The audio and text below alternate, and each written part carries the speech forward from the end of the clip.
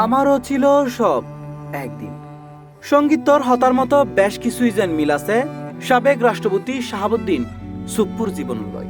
শারীরিক ও মানসিক অসামর্থ্যতার হারণ দেহেরে পদত্যাগ করিল দেশের 22তম রাষ্ট্রপতি মোহাম্মদ শাহাবুদ্দিন। শুক্রবার 24 জুলাই বিএলএ সংসদ সচিবালয়ে আয়োজিত এক জরুরি সংবাদ সম্মেলনত রাষ্ট্রপতির পদত্যাগ পত্র গ্রহণের বিষয়গান নিশ্চিত করে জাতীয় সংসদের স্পিকার হাফিজউদ্দিন আহমেদ। এর ফলে নিয়ম অনুযায়ী এখন মোহাম্মদ শাহাবুদ্দিনুরে রাষ্ট্রপতির সরকারি বাসভবন বঙ্গভবন সারণ ফরিব।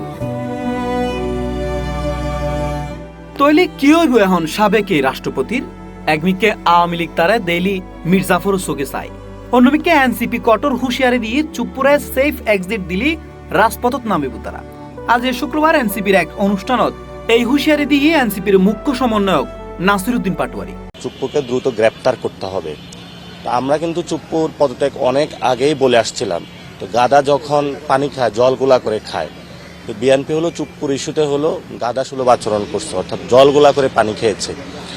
তো এই একটা আশার দিক যে চুপ্পু পদত্যাগ করেছে, কিন্তু চুপ্পুকে কোনো সেফ এক্সিট দেওয়া যাবে না, চুপ্পুকে হলো গ্রেপ্তার করতে হবে। এটা হলো আমাদের দলের পক্ষ থেকে আমাদের জায়গাটা। এমনকি মোহাম্মদ শাহাবুদ্দিনুরে গ্রেফতার করে বিচারের আওতায় আনিবের দাবি তুললি দল। শুক্রবার 24 জুলাই সন্ধ্যায় রাজধানীর বাংলা মোটরত এনসিপির কেন্দ্রীয় কার্যালয়ে আয়োজিত সংবাদ সম্মেলনে এই দাবি জানায় দলের সদস্য সচিব আক্তার হোসেন। ইতিমধ্যেই আমাদের বক্তারা বিভিন্ন জায়গায় আমরা এই দাবিগুলো সরকারকে উত্থাপন করেছি এবং আমরা দেখতে চাই যে সরকার গণঅভ্যুত্থানের পক্ষ থেকে শাহাবুদ্দিন চুপ্পুকে গ্রেফতার করে এই বাংলাদেশের মানুষের 25 জুলাইয়ের যে আন্দোলন সেটাকে একটা পূর্ণতার দিকে নিয়ে যাওয়ার জন্য কাজ করবে। অন্যমিকে জামাত ও শুরুতুন শাহাবুদ্দিনুরা সরাবেল্লে হুঁশিয়ারি দিয়ে রেছিল।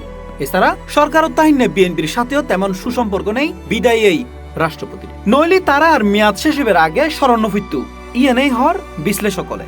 ফলে কিছুক্ষণ আগে রাষ্ট্রের 1 নম্বর নাগরিক তাহা ব্যক্তির পাশে এখন হইতু গেলি কেউ নেই। তৈলি কি বড্ড এক হয়ে গেই সাবেক রাষ্ট্রপতি শাহাবুদ্দিন সুপ্পু? সংশ্লিষ্ট সূত্রে জানা গেই দায়িত্ব ছাড়িবার পর রাজধানীর গুলশানত অবস্থিত নিজের ব্যক্তিগত বাসভবনত উড়িব সদ্য বিদায়ী রাষ্ট্রপতি মোহাম্মদ শাহাবুদ্দিন। এছাড়াও চিকিৎসালয়ে তার বিদেশে যাওয়ার প্রস্তুতি আছে বলে জানা গেই। তবে এ বিষয়ে এখনো আনুষ্ঠানিক ঘোষণা নয়।